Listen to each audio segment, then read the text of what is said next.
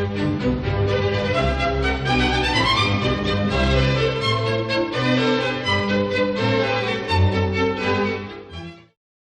everybody, Adrian Fuentes here. Did you know that the Democrats of Greater Tucson has a website, thedgt.org, and if you subscribe, it's only 20 bucks. You can support this great weekly communication where folks get together. Sometimes there's candidates, sometimes folks like me pop on to help understand what's going on in the world. The Democrats of Greater Tucson, thedgt.org. Join up today. Okay, so Michael Buglewicz has announced his primary candidacy for Justice of the Peace in District 4. His goal is to put his 35 years of criminal justice experience to work to strengthen Pima County Magistrate Court. He believes his experience working within law enforcement has prepared him well to take on the responsibilities of a Justice of the Peace, giving him a greater understanding of all sides and perspectives of legal matters. When he assumes the bench representing District 4, he says, "I believe in always being honest, firm, fair, and respectful. I will make decisions with integrity, impartiality, and compassion." Go to the website or your newsletter. There's all sorts of great experiences and certificates that Mike has had. So Mike, the floor is yours. Good afternoon, everyone, and thank you for joining and welcome to the eclipse. For those of you that got to go out and take a look at it a little bit earlier, I guess it's supposed to be going on until about 2 o'clock. And yes, as they said, my name is Michael Buglewicz, and I am running for Precinct 4 Justice of the Peace. I'd like to give you a little brief background on myself. I've got about 40 years of criminal justice history. And believe it or not, it actually started off before then. I started off as an Eagle Scout when I was younger. Back then, I knew I wanted to be in law enforcement and into the justice system. After I got done with my Eagle Scout, I then moved on and was actually a member of the Tucson Police Department Explorer Post 180 for a number of years. I left there and I attended Northern Arizona University for 3 years under a criminal justice degree. I did get hired by Border Patrol, and I ended up dropping out of college and moving back down to Tucson. And subsequently, my Border Patrol Academy was frozen for over a year, and I never got on. But from there, I went to work for Vision Quest. And for those of you that are native Tucsonans, pretty much like myself, Vision Quest was a wagon train dealing with court remanded juveniles. And we went from Mount Pelier, Idaho to Elfrida, Arizona on horseback, dealing with juveniles and juvenile offenders and getting them through counseling. I was appointed basically a teepee foreman, and I was the youngest one appointed over my 25 kids. And I was responsible at a young age for writing reports to the judges and to probation officers and to family members, letting them know how their kids were doing in the program. Shortly after that, I got married to my lovely wife, who my family supports me in everything I'm doing right now. I then went up to Department of Corrections, where I started working at Department of Corrections as a shock incarceration officer, which was a military style boot camp. From there, I went to Central Unit, which was maximum security. I went from the state prison, I went down to the Pima County Jail, where I worked with the Pima County Jail. From there, I went to Pima County Adult Probation as a surveillance officer. And finally, I got on as a deputy with the Pima County Sheriff's Department in 97. So I kind of made my way up through the trenches, but I'm a third generation law enforcement. And I decided early on in my career that once I retired from law enforcement, that was not what I was going to be done doing. I feel that early on, I knew that I wanted to do bigger and better things with my life once I retired from law enforcement. I've had a very good law enforcement career for the last 30 years. I've been a school resource officer. I've been a motor officer. I've worked patrol. I've been in the fugitive unit. And for the last 12 years, I've been with the Domestic Violence Task Force, which was really what I fell into was my niche. As a motor officer, I had certifications. I did numerous DUI investigations. I was a phlebotomist, and I still am a motor instructor and have been for the last 20 years. I was in motors early on, and I think that that's where I really decided that I wanted to be a justice of the peace when I retired. I had a court case in front of a judge. His name was Jack Payton, and it was an evidentiary hearing for a DUI, and the case got thrown out because of stipulation that the probable cause wasn't there, and I understood why. And when I ran into Judge Payton afterwards in the hallway, he said, "You know, I believe the individual was probably drunk, but you didn't have it, deputy. You didn't have the probable cause, so therefore I couldn't let the case continue." And at that time, I realized, man, you know what? This is probably the most honest person that I've met, besides my father and my mother. And he was not afraid to tell me that I didn't have it. And I'm like, you know, after I get done being a deputy, I want to be able to be that kind of a person. And so I've strived to be that kind of an honest person, ruling by the law, always throughout my whole criminal justice career. I'm a defensive tactics firearms instructor. I authored the Protect program, which was an all-encompassing program for domestic violence for law enforcement.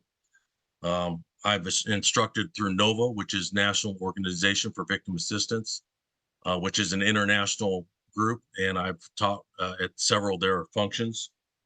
I also am dealing with the Appraise Committee. If you don't know what Appraise is, it's basically a lethality assessment program that was created several years ago and is being pushed out to all 50 states. Pima County was one of the first states to get it enacted. It is a questionnaire when victims of domestic violence fill it out at the scene. It determines their lethality on how high of a risk they are of being seriously physically injured or killed in the future. Over the years, I've received several sheriff's commendations. I sit on the Appraise Committee right now with the Pima County Attorney's Office, with Victim Anna Harper from Victim Services. I also sit on it with Dr. Websdale, who is the creator of the Appraise program. And I assist him and I work with Dr. Websdale. I've taught with Dr. Websdale through the Family Violence Center in Phoenix. Through the Department of Justice, I've taught my Protect program and Appraise for them. I most recently, through Dr. Websdale, he just got a $95 million grant to go down to El Salvador and teach and instruct their law enforcement on how to deal better with domestic violence. On Thursday this week, I will have the chief of Libres, which is a organization put on by the State Department, who is going to be coming up from El Salvador to ride with me. She wants to come up and she wants to learn how I deal with domestic violence, how I help start the programs, which would be the probable cause alert and the compliance check program through the Sheriff's Department, and also my Protect program, and take them and the footnotes back to El Salvador and try to integrate them into their police departments. Right now, Dr. Websdale is using the Sheriff's Department's programs that I've helped create, that we are now a federal benchmark and a mapping project for other departments in the country to continue on in doing the programs we're doing, like the compliance check program, which we started in 2014. Just to give you a brief idea of that, it's when an individual is arrested for domestic violence, we actually go back and check to make sure that that individual is complying with the conditions of release that is assigned by the judge. And if they're not, if we show up to the house and they're there, then we rearrest them. And right now we are running pretty much 100% conviction rate on that. And it's very rewarding when you have a victim who's crying and she's so happy that we as law enforcement are interacting with them again and making notifications and being present for them, and sometimes removing the offender who is basically causing more turmoil back in the house, or trying to get them not to pursue charges. When I teach new deputies and I teach new recruits, I tell them about the compliance check program, and I tell them, you know, making the arrest isn't the important part. It's being in contact with the victims. And that's why part of my Protect program, it's domestic violence, a human approach, where I talk to and I train new recruits and deputies that have been in the field for a long time. Hey, you've got to be human when you're dealing with people. And I believe that's important across the board, no matter what you're doing, whether you're sitting on the bench as a judge or if you're being a police officer. I also sit on the FTAP committee through the city of Tucson, which is a firearms grant on taking about how to make sure people turn in their firearms when they are court ordered to surrender their firearms. I was selected to sit on the Pima County Fatality Review Board, which is where we take a case every year that is turned into a homicide and we basically tear it apart. And we determine where not necessarily mistakes were made, but where things could have been done better, all the way from police officers up to the judicial system. I was selected for the Criminal Justice Commission in Arizona in creating a standardized conditions of release program. And I'm also a board member of the Janice's Women's Shelter in Phoenix, which is a survivor safe haven rehab center where I go up quite a bit and make conversation with the victims of domestic violence. Overall, through my time with the Sheriff's Department, I've written policy and procedures for the Sheriff's Department. Once a year, I organize the annual multi-agency domestic violence warrant roundup, which is basically we get about 100 officers out on the streets and we go out and I coordinate it through the courts, through all the other agencies in town, and we go out and round up individuals who have old domestic violence warrants. And we try to get them in front of the judge so that the victims can start getting some kind of resolution for their cases. I've worked with victim services. I've worked with the county attorney's office. One of my biggest things was that 2 years ago, through all my time with the Sheriff's Department, I figured that there were holes in the system where victims were being left out. And they were where they were falling through the cracks. So at that time, I contacted a local senator here in Arizona. I sat down with her, and when we sat down with victim services, with Laura Conover, with Emerge, and we started hammering some things out. We sat down with Maricopa County. Ultimately, I wound up testifying in front of the House and the Senate, and I actually got 2 laws passed. And those 2 laws were now that the orders of protection are no longer good for 1 year, that orders of protection are now good for 2 years. And emergency order of protections are no longer, they used to be good for 3 days, and now they're good for 7 calendar days. So I've worked with senators and I've worked with legislators, and it was a really eye-opening experience for that year. And I was actually up in Governor Ducey's office, and when he signed the 2 new laws into effect, which took went into effect in September of last year. My goal in representing Precinct 4 as Justice of the Peace is to improve the judicial representation in my community. I live in this community and I want to have the best judges in Precinct 4 as I can. I want to bring back transparency, trust into the courts. I believe that too many decisions that judges are making that affect the judicial system are based off political ambitions and the seeking of power. Decisions in court need to be made based off the law and not personal beliefs or feelings. A lot of people ask what makes a cop think he can be a judge.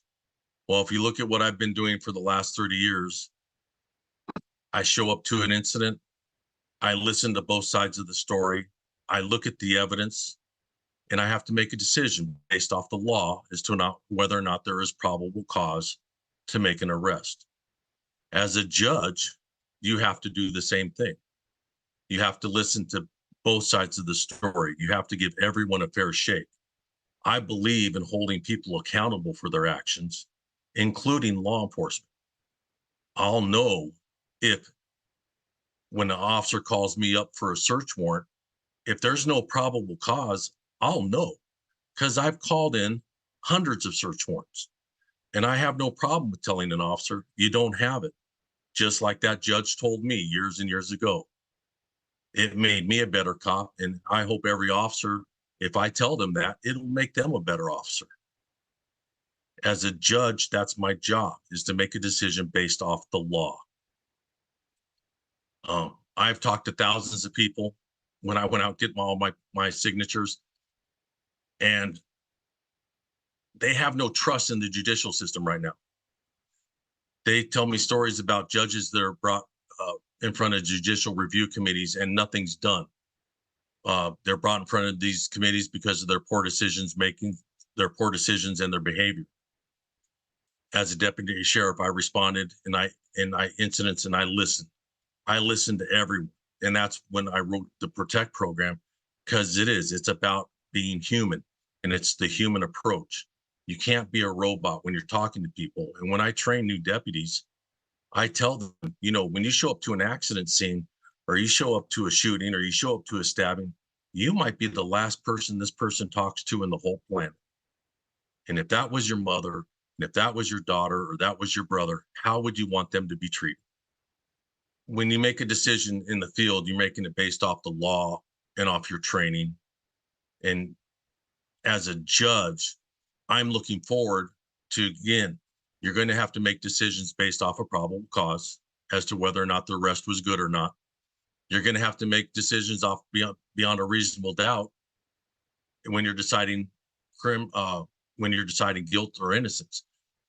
Preponderance of the evidence and clear and convincing when you're dealing with civil actions. Again, this will be based off the law and the training I have and I will continue to receive as I progress through the judicial system. I will lean on my years on the streets, working closely with attorneys, judges, advocates on criminal behavior within families, because experience does make the difference. And I have 35 years of experience in criminal justice system. I'm looking forward to always increasing my knowledge to be the most useful and effective justice of the peace, keeping with current and changing laws. I believe in always being honest, firm, fair, and respectful. I believe in making decisions with integrity and partiality while being compassionate. I believe in progressive discipline, and it's your turn. I'll listen. And that's the type of judge I want to be. And that's the type of judge I'm going to be when I win the primary election.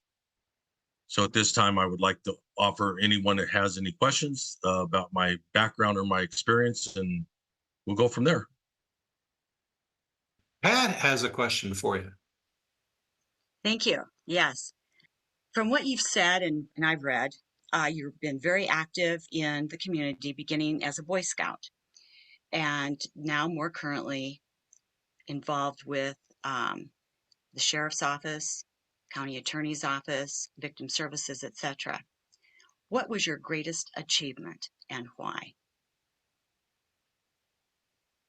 Well, I'd have to tell you, I have multiple great achievements. The first one, based off my life and my family. I've been married for 35 years. I have two wonderful children. My son's a 17-year Marine Corps veteran, Purple Heart recipient, master's degree. My daughter is a double master's degree and working at the juvenile center. So we've always been a very civil service family. And my children are my greatest. And right now I have grandchildren, which I'm just loving to death. As far as law enforcement, I believe passing the laws and making a difference for the victims of domestic violence. And this was based off, the reason why I found this loophole was because I was actually at a scene where a young lady had almost been killed. She had multiple slash wounds and lacerations. And then the individual that tried to do it to her ended up trying to kill himself also. Well, he was in the hospital just down the hallway. And I had to call in emergency orders of protection that were only good for 2 days because she was scared to death that he was going to walk down the hallway, even though he was under a guard and he was going to hurt her more. So when I found those loopholes and I went to see the senator, it was quite an undertaking. I will tell you, because I was still doing my full-time job and I was working, doing all this on the background. I got Sheriff Nanos involved and all of our command staff, and everyone supported me in doing it. But that was an achievement. And that's something that I can tell my kids, God, your dad did this. He passed these 2 new laws to assist victims of domestic violence. And I don't know many deputies that have done anything like that, because it's a very hard undertaking. So to me, that's my greatest law enforcement achievement is passing those 2 laws. Thank you. Okay, Susie Anderson has her hand raised. Susie? What I was wondering is, you're running against Charlene Pesquera? Is that correct? Yes, ma'am. Okay. And why do you think you can do a better job than she has? I think I have the experience to make better decisions on the bench than she has right now. I know she's been in office for 8 years, but I have 35 years of experience in dealing with criminal justice system. She has degrees, and I will comment the judge on that. That's good, but I believe experience is where the difference is made, and I think I can have a better track record than she has, as being justice of the peace. As a former prosecutor myself, I know that it can be difficult sometimes to objectively evaluate the truthfulness of an officer in a particular case, especially when one is part of the justice system. Oftentimes it's automatic or sort of a reflex to believe what an officer is saying when you deal with them on a constant basis. And so my question for you is, how would you evaluate the truthfulness of an officer's testimony objectively when you yourself have been an officer for so many years? And that's a great question, Brian. And like I said, I believe in holding everyone accountable. Okay. Yes, I believe that officers, we put our lives in jeopardy and we do stuff. But if you do something silly and you make it on the Brady list or something like that, then that just shows that you can't be trusted anymore and that you're not giving truthful testimony. I've done hundreds of hours of training, interview and interrogation. I believe I can tell when someone is telling me the truth or not. And it's not that other cops haven't gone through that same training, but just because you're a police officer doesn't necessarily mean that your testimony gets weighed more than anyone else. In my courtroom, everyone will receive a fair shake and a fair statement. And each statement that is given will be taken into consideration. Doesn't matter who is giving it, whether it's a defendant, a victim, or a police officer, all statements will be viewed fairly and with integrity. Thanks, Mike. And I have no problem, like I said, with telling an officer you didn't have it. You don't have it. I mean, it was a phlebotomist. I showed up to do blood draws for DUIs, and I would tell deputies, I'm like, hey, you don't have the arrest here. I'm not going to do the blood draw. You need to, doesn't mean it's not there, but based off of what you're telling me, you need to do more investigation. And I know how to collect evidence. I've collected evidence at homicide scenes. I've collected evidence at all kinds of scenes. So if they're testifying on how they collected evidence and I know it's wrong because I've done it and I have the experience, then, their testimony is not going to weigh as heavily as it should. Yeah. Yeah. Well, I would hope that you would evaluate the individual testimony without, just relying on whether or not they're on the Brady list to determine whether or not they may be telling you the truth or in a particular case, because, being on a Brady list, for people who don't know, that means that the officer has been caught in being untruthful in some manner in a court of law when under oath. And that's how they get on the Brady list. So it's a pretty high bar. There's not very many officers, thank God, on the Brady list. So yeah, I think certainly it gives me some comfort and confidence to know that, number one, you have the experience of having been an officer, and so you are familiar with procedures and with investigations in the field. And so when you hear something that seems hinky, that's a good sign that the officer may be what we in the trade call test-a-lying. Yeah.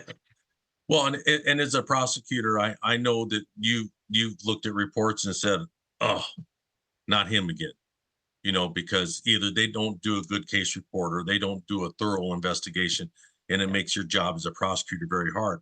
And that is prevalent when those individuals are testifying on the bench because they're just not well put together.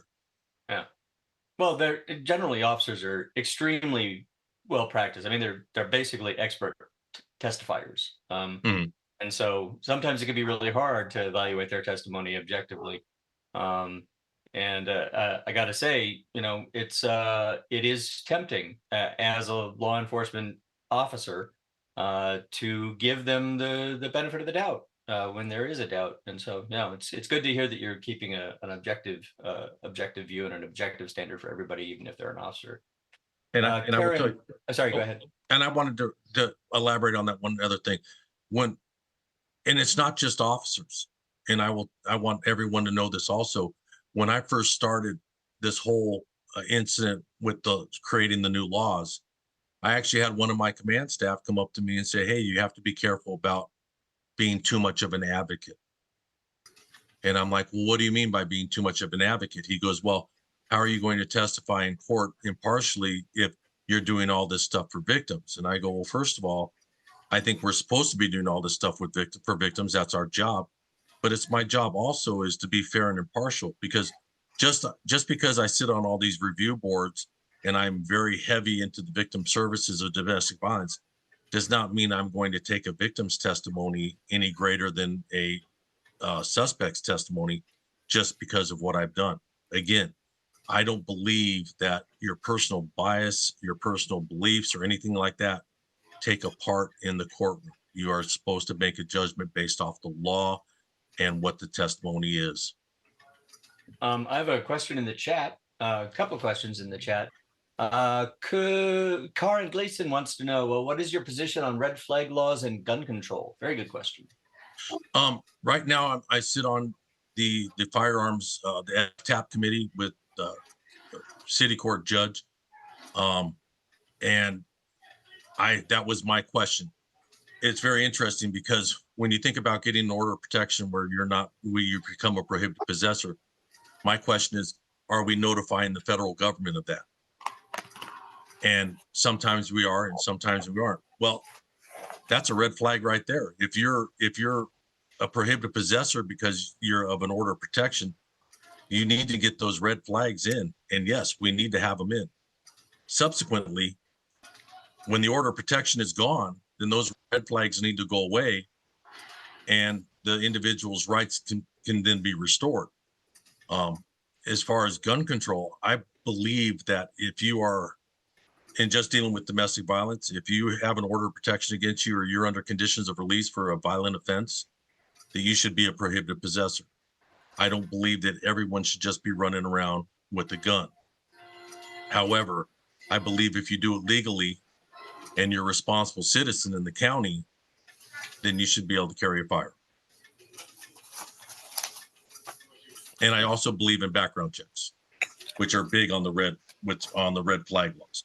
And on the other point on that is, I think that the attorney's office and the county attorneys, the state's attorneys and the county attorney's office need to start prosecuting violators of prohibited possessor laws more vigorously, and that will also help.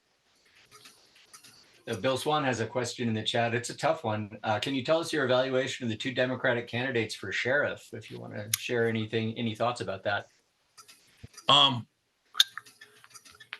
Well, that is a tough question because I've worked for both. Obviously, I've worked for Sandy Rosenthal, and I'm currently working for Sheriff Nanos. And I spent a lot of years working for Dupnik. So I think that they both have their strengths and weaknesses. I'm not going to condemn or condone either one of them. They've always been very supportive of me and all my endeavors, and never one's ever done me wrong. I think that they both could run the department well. I believe in Chris, and he's doing a good job now. Like when Sandy Rosenthal was my lieutenant, he was firm, fair, and by the book, and I can appreciate that. So, yeah, it's. I think they're both good guys. I'm not gonna say one way or the other though who I would vote for. That's a politic question. That's a politic answer to a difficult question. Absolutely. Okay, we've got some, Susie Anderson has her hand up. Yep, back again. After you work on the wagon train, now do you have diversion capabilities for kids in Tucson and Pima County to get to kind of lead them in the right track as soon as possible?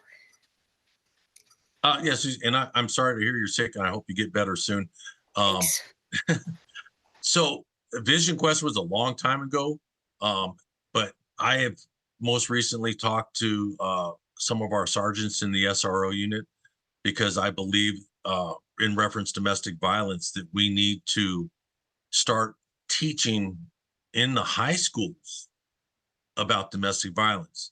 And you know what? A lot of parents don't want to hear that the stipulations for domestic violence is you're either in an intimate relationship or you have an ongoing relationship, but intimacy is the main part. Well, you have a lot of high school kids that are being involved in intimate relationships, and then when they're breaking up, that there is domestic violence in high schools now. And I believe we need to educate kids better on how to control their anger, because we live in a very right now world. It used to be if you were mad at your spouse or you're mad at someone at work, then you would calm down and you would cool down, and the next day would be the next day. But now something happens and right away you're on your phone text messaging, and before you know it, you've made threats and you've intimidated people and you bully people because you don't calm down and you don't let go. And everything is very instantaneous. And a lot of people get into trouble because they don't just take that step back, like your parents used to tell you, step back, count to 10, calm down and move on. We do have DVAC, which I think is a big help when dealing with juveniles and domestic violence, because we can take the juveniles right there, and usually they're evaluated and they can be released back home in a short time. We usually within a couple hours, whereas it used to be they would go into the main facility. Or back a long time ago, they used to go to like ACEs and the juvenile center downtown. So I think they are making progress. I think we have some new stipulations now to where if we come across a juvenile that is suffering and having an episode, a psychotic episode, that we can actually have the parent do the parental referral, and we can release them to CRC. And that way they're not having to go to the facility at all, because again, this is a huge problem we're having with everyone in our community right now is dealing with mental illnesses. And I've gone through specialized training dealing with people with mental illnesses or going through psychotic episodes. Okay, looks like we have another question, and that's from Paul Stapleton Smith. Indeed. Thank you. And Michael, thank you for joining us. I know that many of us who do advocacy for our community members, particularly for our brown-skinned families and friends and neighbors, the warrior cop mentality and the oppression of folks from law enforcement, which is, really just have been so egregious. Well, that troubles me greatly, having those sort of values on the bench. The majority of the work that you're going to do in the court is going to be civil court. They're going to be civil matters, that is. Would you please explain to us your feeling about evicting poor people from their homes? I mean, that's one of the cases that you would be doing. What prepares you to demonstrate fairness in those civil proceedings, and indeed your background that's material to being particularly good on these civil matters? Well, I can tell you from my time as being a deputy, and I used to work rural patrol, which means I was sent out into the 3 Points area quite a bit in Tucson Mountain area, and I had to deal with a lot of civil problems at that time. And it was more property, egress and egress, and then wells, water wells, and I would have to constantly, talk to people and like, hey, this is no criminal violation. This is a civil problem that you need to work out with your neighbors. And so I've been able to refer plenty of people to civil problems. I've dealt with evictions. I've dealt with all the stuff that comes out of the courts because I'm a police officer. As a judge, I believe it's the totality of the circumstances. Now, like I said, I believe in progressive discipline. So if I have a case that's being brought up for me on an eviction, I believe that if an individual is trying, then they are deserved a second or third chance. However, if they're not trying and they're not progressing, there's got to be a point to where you worry about these people here, but you have to worry about the individual that owns the house also. And you can't just leave him out because he's part of the equation. And so if you have to evict someone because of the letter of the law, then it has to be done because it's the totality of the circumstances, just like in policing. It's totality of the circumstances is based off the decision you're going to make. Now, when you talk about dealing with brown people, and I understand that my wife's Hispanic, my children are Hispanic, and it's something that we have dealt with our children and my wife for a long time. And I fully support the Hispanic community in Arizona and in Precinct 4. And I always have my whole time in my law enforcement career. Ethnicity, financial status should not play a role, though. You have to do what the law says. And if someone comes up and they're due for an eviction, and I know there's a bad problem with homelessness in Arizona, but you can't put the individual who owns the property in the poorhouse either, or make him lose his property because you're going to continue giving the people that are living there more and more of a chance. So you have to weigh it out. Each case is going to be different, but it's going to be the totality of the circumstances. Okay, Mike, you have your hand up. Yeah, there's a couple of questions in the chat that I wanted to get to. Carly Gleason wants to know, do you believe that counties should be able to make their own gun control laws? I think she may be referring to the current controversy with restrictions of gun sales here in Arizona, private sales and gun shows and so forth. That has been a kind of a controversy between the county and the state. It is a huge controversy. Who's going to run things? Is it going to be the state, or is it going to be the county, or is it going to be the federal government? Those are all questions that have to be answered. Do I think that the states, each individual, I want federal guidelines in place. I believe that start from the top and work down. If each individual state makes their rules, then you have 50 different rules, and who knows what's going to apply. And let's say I want to go from here to North Carolina to visit my son. Well, now I got to cross how many states, and I don't want to be a lawbreaker. So, how are we going to determine who's going to be allowed to carry a gun and who isn't? I believe if the federal guidelines are set, you pass a background investigation, and you buy a firearm legally, then that should be good enough. If some states want to, I know New York has gun bans that, you're not allowed to carry a gun. Again, they have some of the highest homicide rates around due to firearms. So it's not necessarily that gun bans and gun restrictions work. We had a gun ban in place for a long time for assault weapons, and it went away. I don't think everyone needs to be running around with an AR-15, but there are people that do, and they bought them legally, and I'm okay with that. In Arizona, we have a concealed weapons carry law.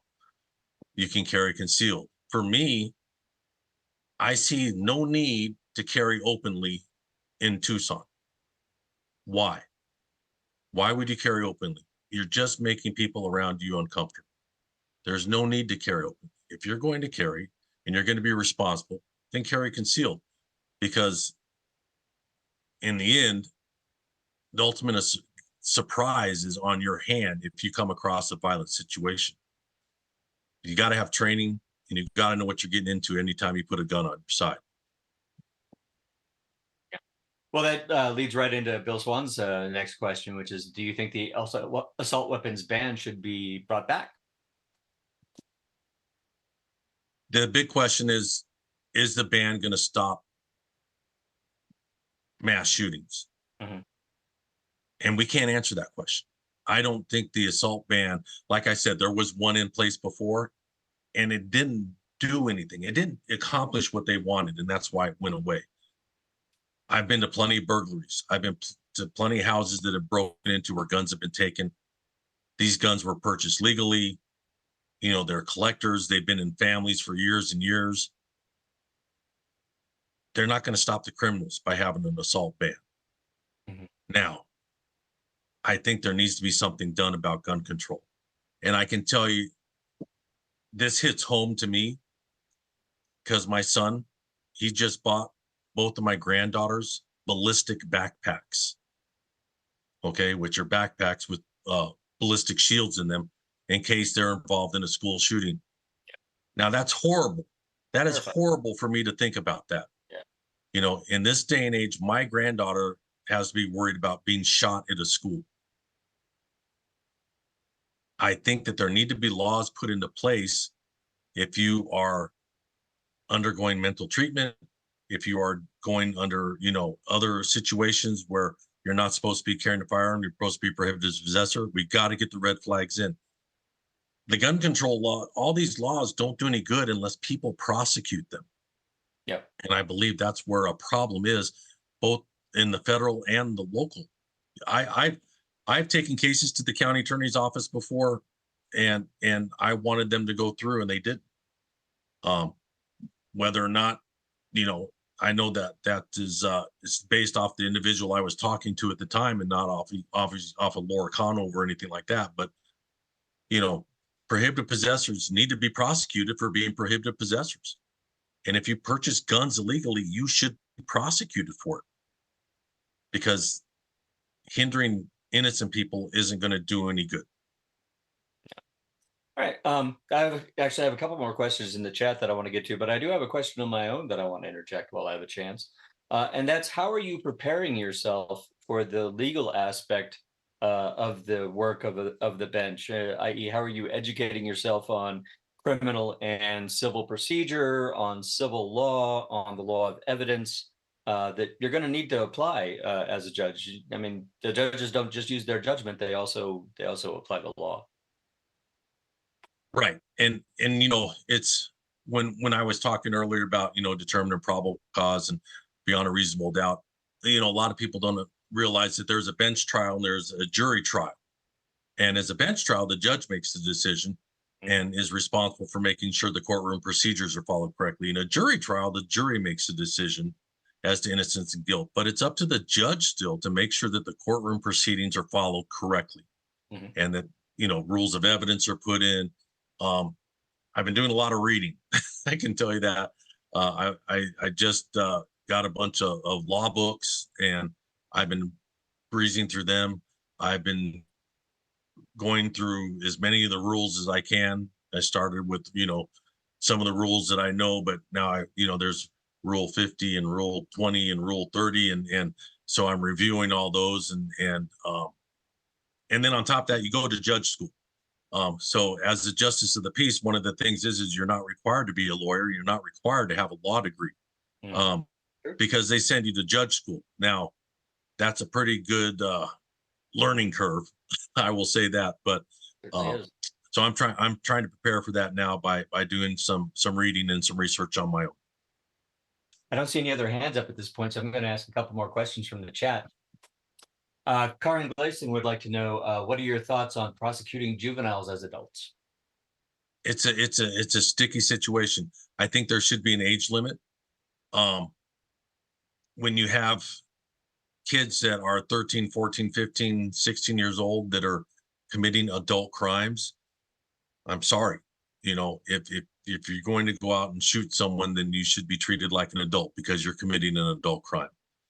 That doesn't mean we necessarily need to lock you up forever, but we definitely need to make sure that you don't come out until you're okay.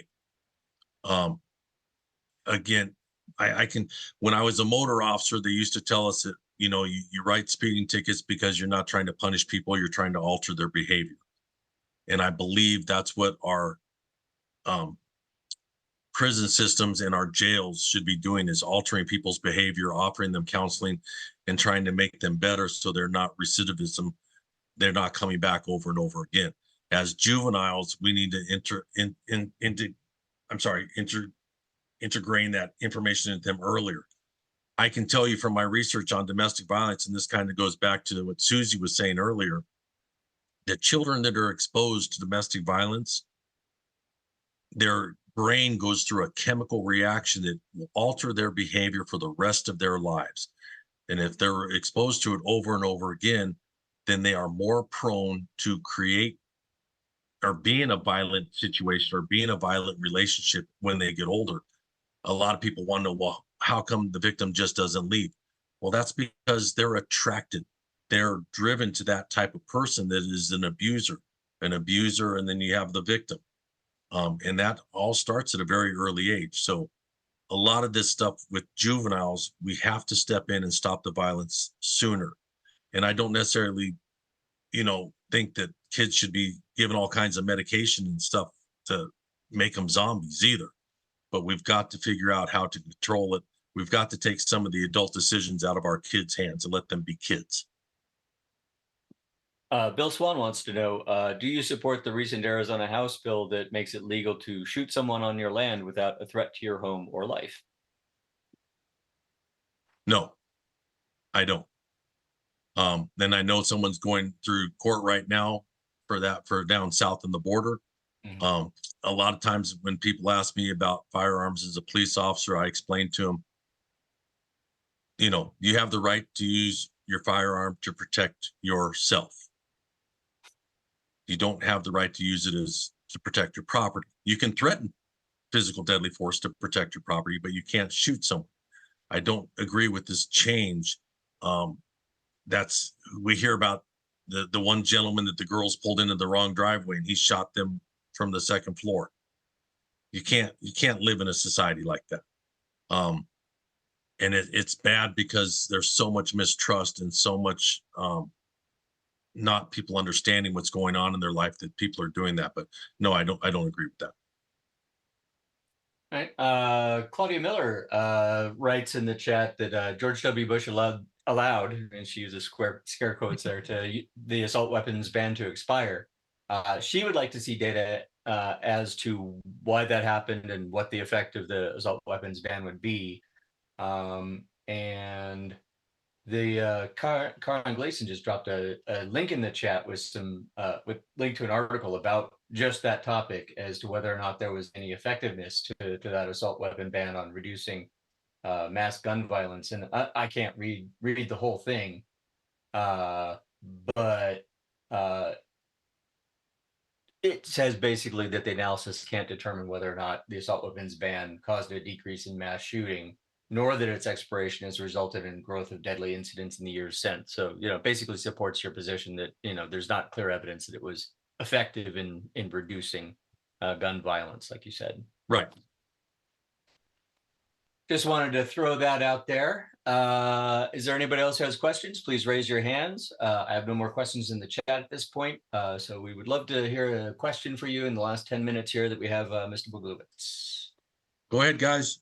Shoot, I'm ready. No pun intended.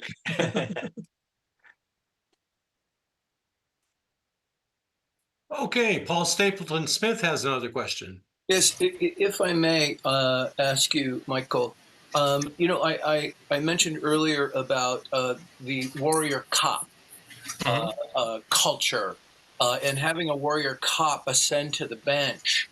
And of course, I asked specifically about civil matters, which is a preponderance, right? That's the bulk of. Right, you have preponderance or clear and convincing. Indeed, that you'll be considering. But could you speak to that? And it disturbs me as a father and a grandfather about having. You said you had school resource officer experience, right? So armed people walking our halls, where previously I grew up in a school, public schools, where we had. We didn't have that, right? We didn't have that. We didn't get habituated to having an armed respondent come to a disagreement on the playground or in the halls. But if you would, brother, please Speak to the warrior cop mentality and how putting you on the bench makes for better judicial outcomes. Okay, well, you have to realize, and I'm sure you know this, that there's two parts to that. It's warrior and guardian. Okay, so you have the warrior and guardian. As a police officer, we're supposed to do both. We're supposed to be the warrior and the guardian. Some departments, and the guardian is more the protector and not just the warrior. And so as a judge, I feel that being the guardian part of it is more playing to the bench, because I'd be the protector, and the warrior part of it is, yes, I would be doing by rule the law. I don't think having either side on the bench makes it negative.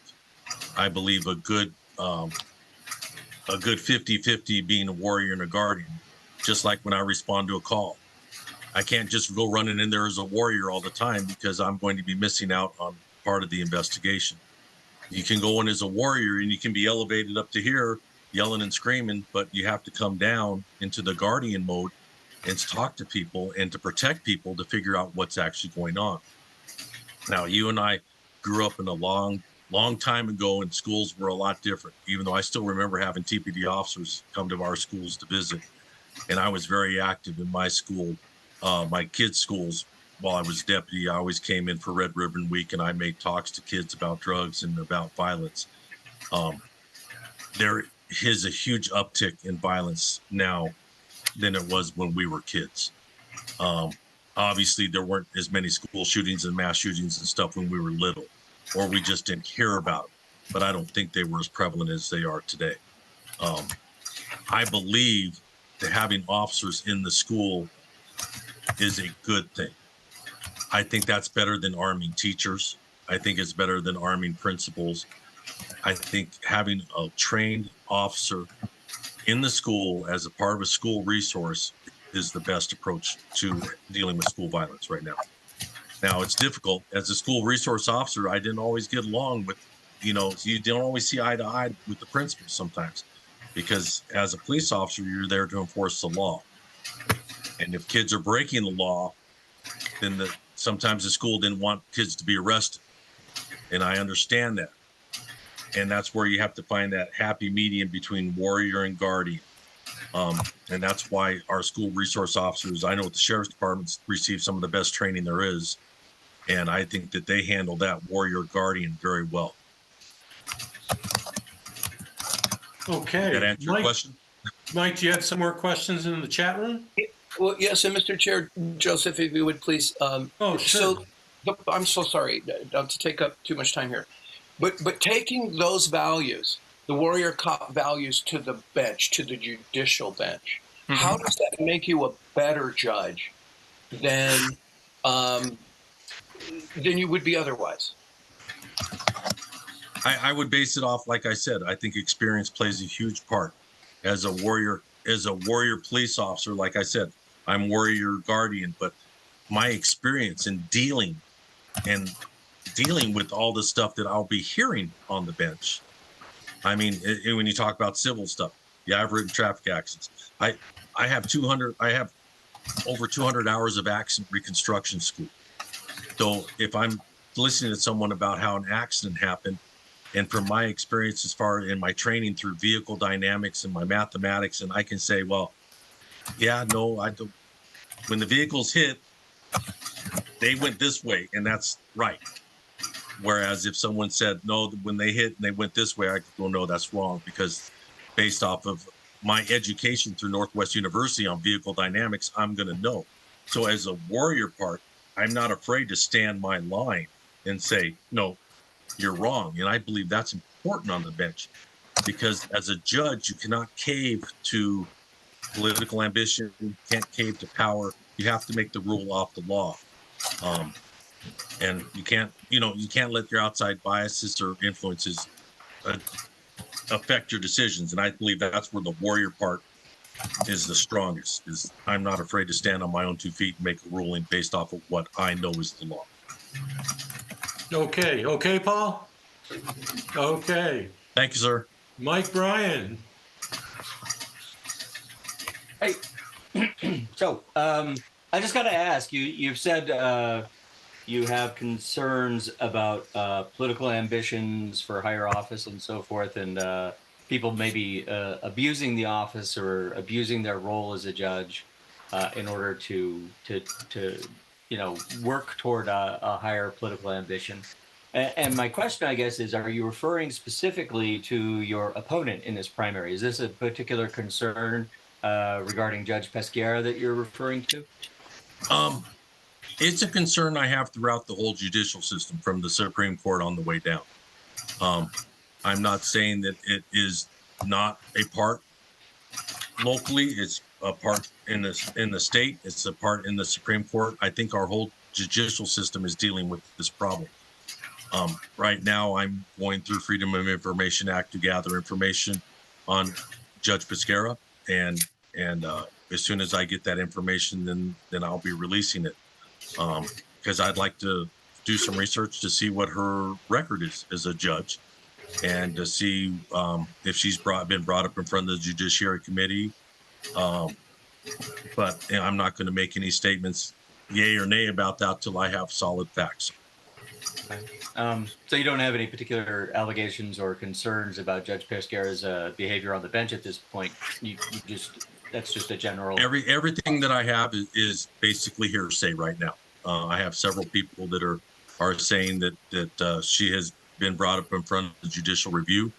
But like I said, until I have that in front of me, then I'm not going to come out and say she's been brought up in front of judicial review and they didn't do anything about it. So right now, everything that I hear is just from other people that are saying that there is some indiscretions on the bench. Okay. Okay, Susie, have a question. Thank you. I was wondering, the medical community studies the gun issue in our country, but they are not allowed to present that because Republicans in Congress don't want to hear it. Should we hear what those studies have found and pass reasonable gun control? When I went in front of the House and the Senate and I testified, I told people that this isn't a red or a blue thing. It's about victims. And I was very surprised at how many laws never get heard because they're brought up by the other side. Okay, whether it's Democrat or Republican.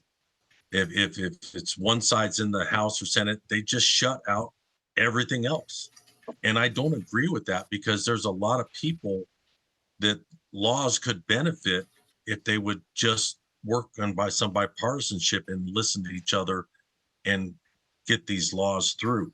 I believe that in a court of law, that all testimony should be brought in and all evidence should be brought in when you're determining guilt or innocence. So I would say that if they have valid information that could help determine guilt or innocence in a case, then yes, it should be brought in. Okay, well, it has been a wonderful program, great interaction. Claudia mentioned a lot of smart people in the room, and absolutely, you all did great today. Wonderful. And Michael, thank you so much for coming and sharing with you your opinions, your hopes, your dreams, and your real great background in law enforcement. Hey everybody, it's Senator Mark Kelly. As all of you know, Arizona Democrats have had a lot of important wins over the last few years. We won 2 U.S. Senate races, and we delivered Arizona's electoral votes to President Biden and Vice President Harris. We elected Governor Katie Hobbs, Secretary of State Adrian Fontes, and Attorney General Chris Mays. Now, those elections were close, and our victories mattered. Arizona Democrats from the federal to the local level have delivered real results for our state on critical issues like combating climate change, lowering prescription drug costs, protecting the right to vote, and preventing more restrictions on abortion access. The Democrats of Greater Tucson offers the opportunity to hear from elected officials and candidates about that important work and the issues that matter to them. That information will be invaluable as Arizonans head to the polls.